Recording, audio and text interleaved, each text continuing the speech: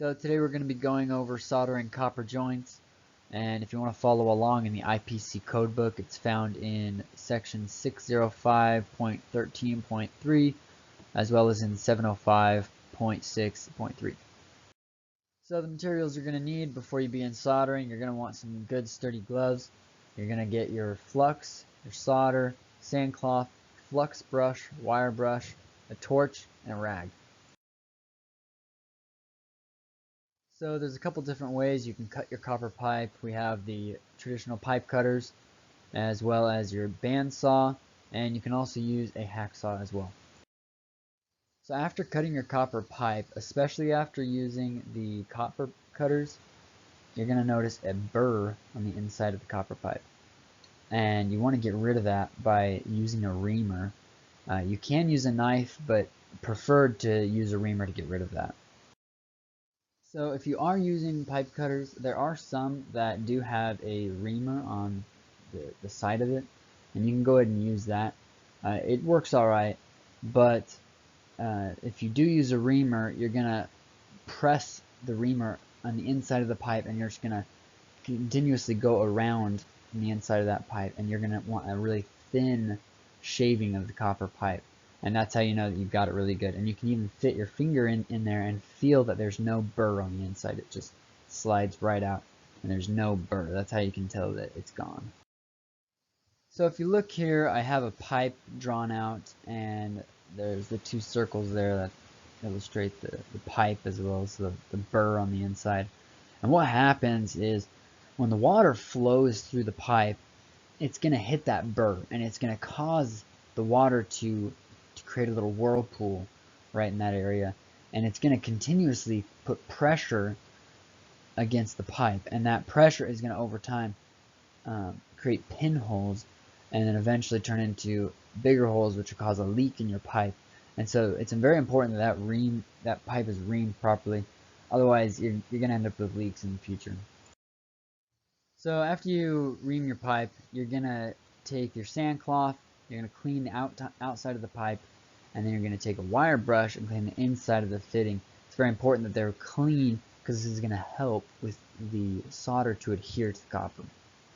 So now you're going to take your flux and you're going to evenly put it on the pipe as well as on the inside of the fitting. It's important that the whole surface gets covered with flux. Otherwise, the solder is not going to be able to be drawn in. The flux being heated up is what draws in the solder. And so you want the whole surface to be covered with the flux. And you don't want too much, but it's better to have more than not enough. But you want to try to have a very thin layer all the way around. And then that way the solder will draw in and it'll hold a lot better. So the next step is going to be to heat up your joint. This part is very important. You want to make sure you have a very even heating process. Otherwise, what happens is if you focus on one area for too long, it's going to cause the pipe to burn up, especially when you start working on bigger pipes like 1 inch or bigger. If you work on the smaller, like 1/2 inch lines, you can kind of stay in one area and the whole pipe will evenly be heated up. But you want to be able to evenly heat it up. So as you're heating it, you want to go from the pipe. I like to start off with the pipe, heat up the entire pipe halfway, and then I will go to the fitting and I'll heat up the fitting, and then once they're both warmed up, I'll start to evenly go between the two until the pipe and the copper fitting start to turn a little bit more of a darker brown. That's when I know that it's ready to start soldering, as well as the flux inside of the joint will start to bubble out. And that's how you can kind of tell that it's about ready to start soldering. And then you're going to take your solder and start to evenly swipe the solder all the way around the fitting. And you kind of want to push the solder into the fitting, and you're feeding the solder into the joint. And you just want to evenly put the solder around, and that's how you know you're going to have a good solid joint, is by how well you heat it up, because the heat is what draws in the solder. So be cautious when you're using a torch. You don't want to catch anything on fire. Sometimes it's easy to be distracted and hold your torch pointed somewhere else, and it's really being pointed at something else it's going to catch on fire. If you're working in a tight area with wood, be cautious of that. Try not to burn any of the surfaces. So just be mindful of that. If you do happen to be in a tight area where there's a lot of wood or flammable objects, uh, there are different kind of gels, or even you can use water, or there's a burn cloth that you can use. And all of these different things can help you to prevent catching the wood or other flammable objects on fire. But I personally like this cool gel or water. It's very helpful. Just go ahead and spray it onto the wood, and you don't want to spray it onto the pipe. If you do, just go ahead and wipe it off, and then you can continue to solder your joint, and you're not going to catch the wood on fire.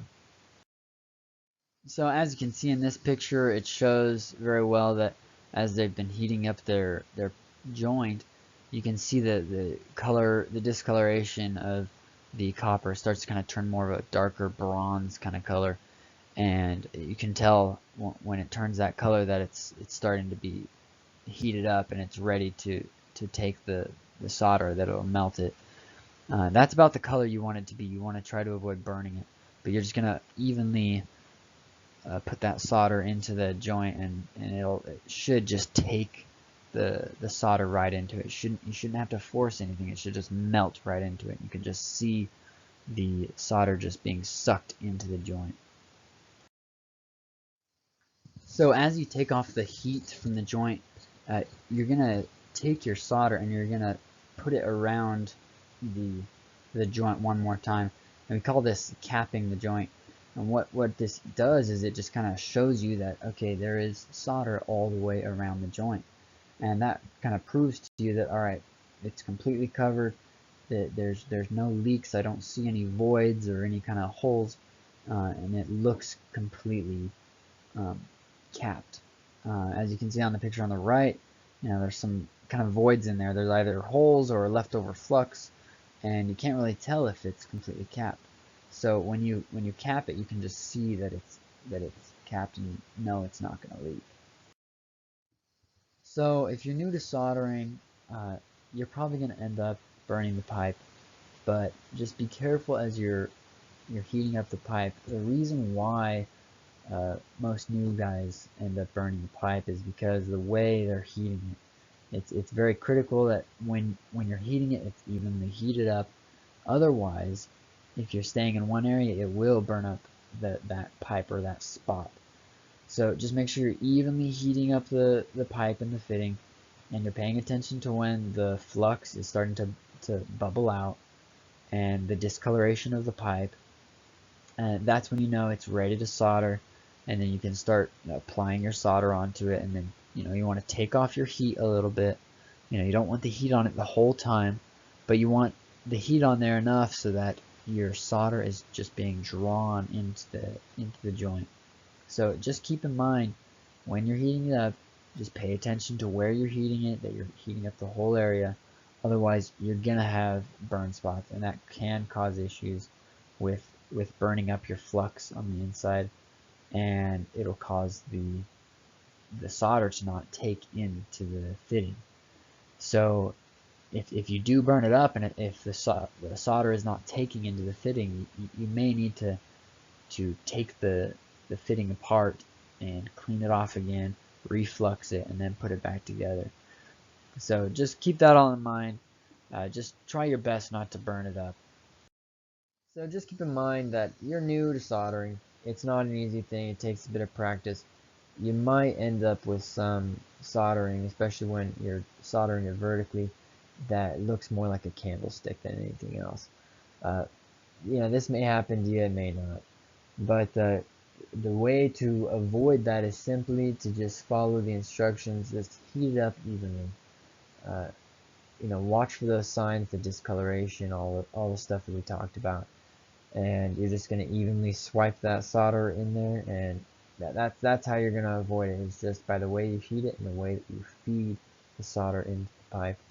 and just try to make it as clean as you can. If you do get any drips, just clean them off while it's hot.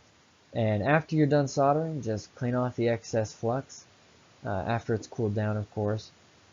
And that's how you solder. So I mean, it takes a little bit of practice. And you know, if you're interested in learning how to braze copper, I also have a video on that. So feel free to subscribe to me. I have a lot of other videos that I'd like to share with you guys. So thanks for watching my video.